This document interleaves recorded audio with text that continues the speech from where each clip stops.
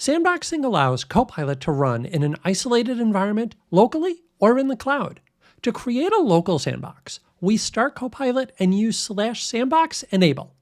Once started, I can then code like I normally would, make my request to update the code, tell Copilot to run the tests, and off it goes, all in an isolated and controlled environment. I can also configure my sandbox locally by using /sandbox, determining its access to MCP and LSP servers and to the keychain, to the local file system, and Sandbox's access to local network or internet.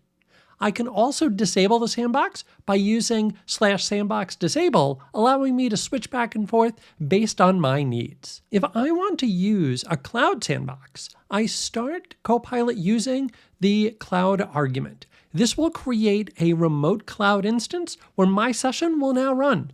Just like before, I can make requests of Copilot, like asking it to suggest and implement an auth provider for the website that I'm creating.